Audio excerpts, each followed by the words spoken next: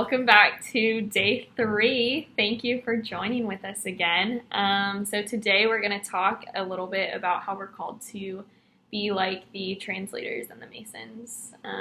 So if you have not been on the trip, so the translators and the Masons are people that we spend a lot of time with when we're there. We go throughout the city with them. They teach us how to do the jobs that we're doing. You end up building like a very close relationship with them. They become like friends. We like even Facebook message with them. So we're able to like still have contact and communication with them throughout the year, which is really fun.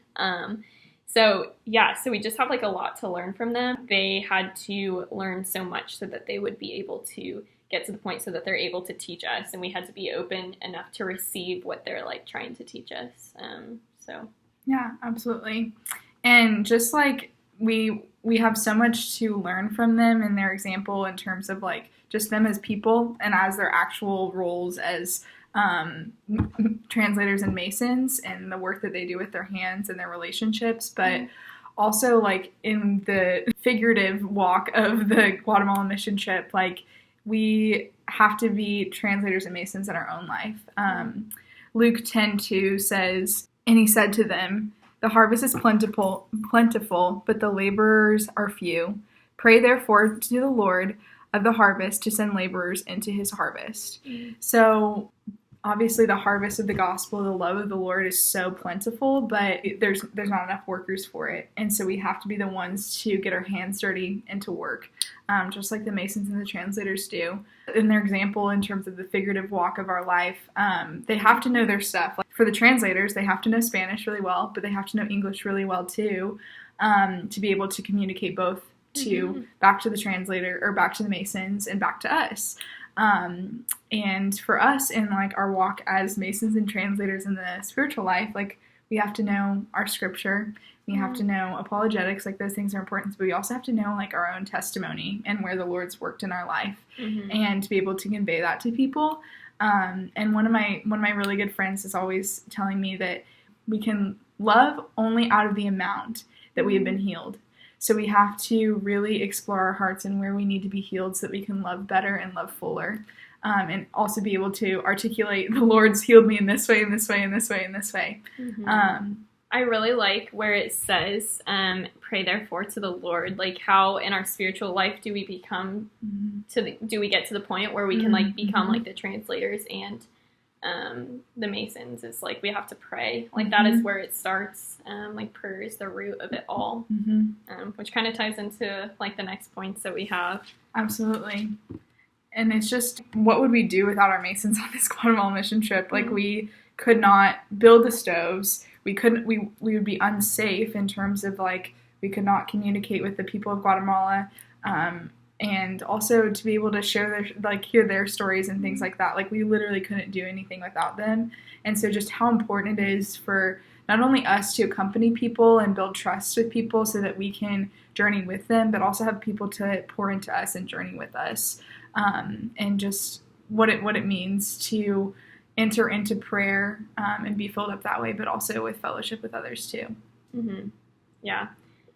So one of my favorite scripture passages ever is John 15. We love her. You might have heard it talked about. It's definitely a pretty popular passage. But it talks about the Father and the Son abiding together and how like we too are invited into that relationship. Every single time that I read it, I get something new out of it. So I invite you guys to go deeper into it today as well. It talks about how Jesus is the vine and the Father is the vine dresser. But on a vine grows branches, and so like we are those branches, and we can choose to have them be dead or alive. And like that is then the Father's job is to decide, like, are you going to stay on the vine and continue to bear fruit, or are you going to be cast away? And that's ultimately our decision of if we want to stay on the vine and like bear fruit or not. And the way that we do that is by abiding in the Son. The Son abides in the Father, and like we abide in the Son. One of the ending lines of this section is, "These things I have spoken to you, that my joy may be in you and that your joy may be full." The reason that we get to that joy, that like kind of what we were talking about yesterday, like through the suffering and the sacrifice of the climb on the mountain or the sissy walk, like once we get to that end point, like it's joy, and it's full because it's with the Father, and it's through abiding. And how do we abide? We learn, we receive, we become ultimately those teachers, like the translators and the Masons, which is so cool that we're even able to like be able to do that, that God offers that for us. But yeah, like where in your life are you called to abide in the moment? Where is it in your spiritual life right now? Is it in like your physical life, in your job, in your family? What does that look like for you right now in the present moment? Is kind of what, to me, this passage is saying. So absolutely. And like Libby and I always joke, this would have been our 4th summer going back, but we've become excellent sifters, like excellent at sifting that. Like we are really good.